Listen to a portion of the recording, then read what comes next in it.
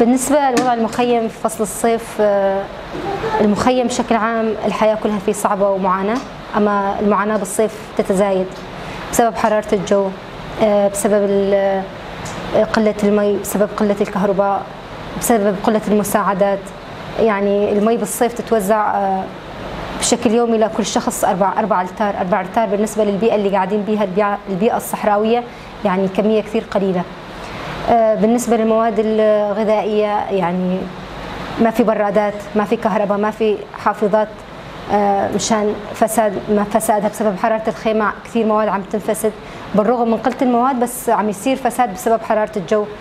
للأسف صار عندنا أكثر من حالة وفاة لأطفال حديثي الولادة بسبب حرارة الجو، بسبب عدم توفر الكهرباء والحرارة الزايدة. تقريبا طفلين توفوا عنا بالفترة السابقة.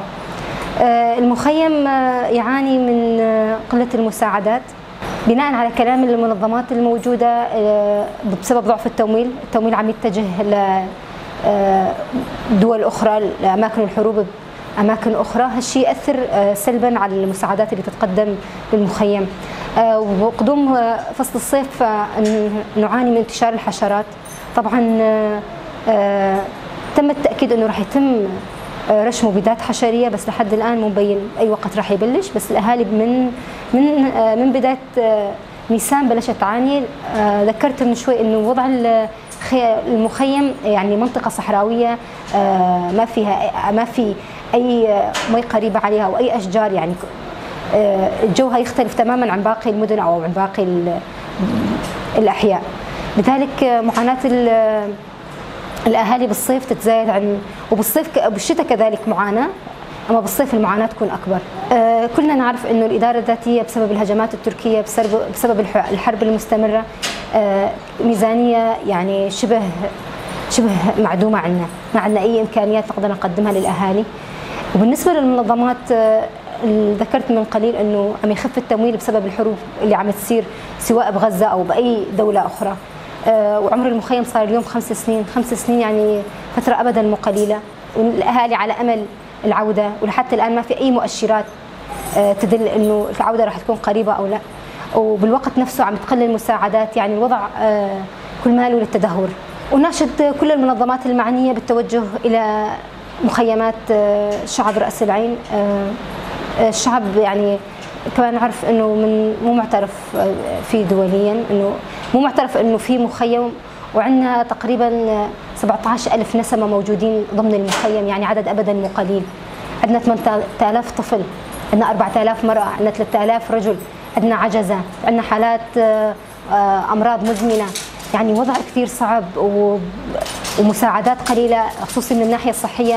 تم إيقاف الإحالات، سواء الإحالات الباردة أو الحالات الساخنة، وهذا أثر كثير على الأهالي، وخصوصي وضع الأهالي بالمخيم. الوضع الاقتصادي كثير صعب، يعني خلال هاي الفترة الأمهات حتى الأطفال، يعني صرنا نعاني من تسرب الأطفال من المدارس بسبب عملهم خارج المخيم بالأراضي الزراعية، مما أدى سلبا على المرحله التعليميه. ونحن عم نحاول نحل هالمشكله طبعا، بس بالوقت نفسه نعرف انه الاهالي وضعهم المادي صعب جدا، وضع اقتصادي يعني صعب للغايه.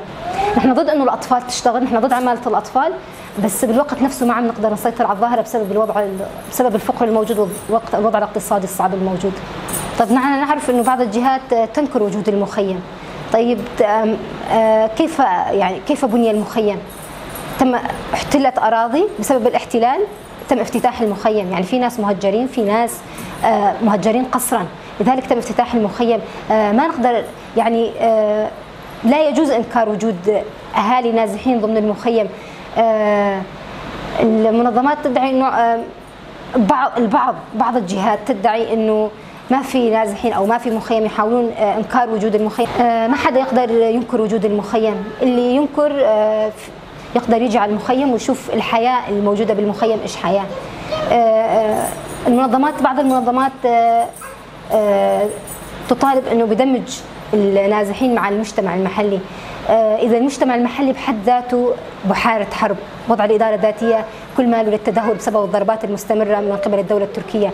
يعني حتى وضع الأهالي ضمن المنطقة وضع كثير صعب، ما بالك وضع في المخيم. يعني مسألة الدمج مع المجتمع المحلي نحن معاها وعم نأيد هالشيء، وبالاخص انه مخيمنا مخيم مفتوح، نحن ما عندنا اي مشكله، اي حدا يحب يطلع يشتغل برا المخيم ما عندنا مشكله، اي حدا يشوف فرصه عمل نحن نشجع هالظاهره بهدف انه الاهالي ضمن المخيم يندمجون مع المجتمع المحلي. بس المجتمع المحلي بنفس الوقت وضعه ايضا صعب لدرجه مو طبيعيه بسبب الهجمات اللي عم تصير بشكل مستمر.